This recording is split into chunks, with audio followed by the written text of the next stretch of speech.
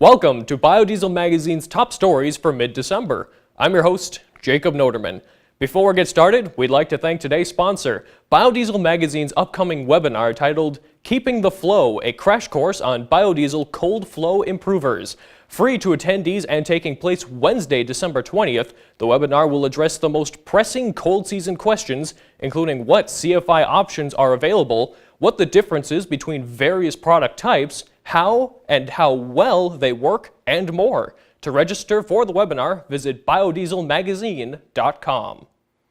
The U.S. EPA released its final rule for renewable volume obligations under the Renewable Fuel Standard on November 30th, and the U.S. biodiesel industry is disappointed with the Trump administration's first RFS final rule. The biomass-based diesel volumes for 2019 will remain the same as in 2018, stalling at 2.1 billion gallons. The first setback since the Obama-era EPA had proposed stalling biodiesel volumes at 1.28 billion gallons in 2014, which was eventually rescinded and replaced with modest growth year over year for the past few years. The agency also issued its advanced biofuel RVO for 2018 at 4.29 billion ethanol equivalent gallons, a nominal increase from 4.28 billion gallons set for 2017 and slightly higher than the 2018 proposal of 4.24 billion gallons put out this summer. Jean Jaboles, president and CEO of World Energy, one of the largest biodiesel producers in the U.S., told Biodiesel Magazine that these volumes show EPA's resolve to weaken rather than defend the RFS. Jaboles said if the administration is serious about administering to congressional intent rather than to the oil industry's intent, then he needs to get serious about learning about the biodiesel industry. U.S. biodiesel groups and producers intend to double down on efforts to demonstrate to President Trump and the EPA that increasing biodiesel and advanced biofuel volumes in future years is vital for the agricultural complex and domestic job market. In the latest news on the biodiesel trade war front, the U.S. International Trade Commission determined in a unanimous vote in December that the U.S. biodiesel industry is in fact materially injured by biodiesel imports from Argentina and Indonesia, which the U.S. Department of Commerce previously determined are subsidized. As a result of the ITC's affirmative determinations, the Commerce Department will issue countervailing duty orders on imports of biodiesel from Argentina and Indonesia.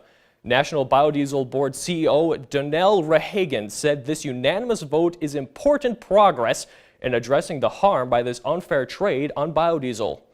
The NBB Fair Trade Coalition petitioned the U.S. government early this year, initiating simultaneous anti-dumping and anti-subsidy cases against Argentina and Indonesia. In November, the Commerce Department ruled in favor of the U.S. biodiesel industry in a preliminary anti-dumping determination, finding that biodiesel imports from Argentina and Indonesia are sold into the U.S. below fair value. As a result of these decisions, importers of Argentinian and Indonesian biodiesel will be required to pay 2 sets of cash deposits on biodiesel imported from those countries. Renewable Industries Canada announced on December 4th the launch of a public awareness campaign on the environmental and economic benefits of biofuels mandates. Dubbed Facts Don't Lie, the campaign calls on the federal government to increase its biofuels mandates and is designed to educate the public on the role of biofuels in reducing carbon emissions from transportation. The campaign will explain why now is the time to increase mandates for renewable content in Canada's fuels. Some of the facts the campaign will convey are how biodiesel can reduce GHGs by over 100% compared to diesel, how Canada's biofuels mandates reduce annual GHG emissions equivalent to taking 1 million cars off the road, and how increasing the federal biofuels mandate could add 31,000 jobs and $5.6 billion to Canada's economy. The campaign will feature print and digital ads in Ottawa and key markets across Canada. To view these stories in their entirety or for more news, features, or data from the most respected and viewed biodiesel site in the world, visit biodieselmagazine.com. See you next time.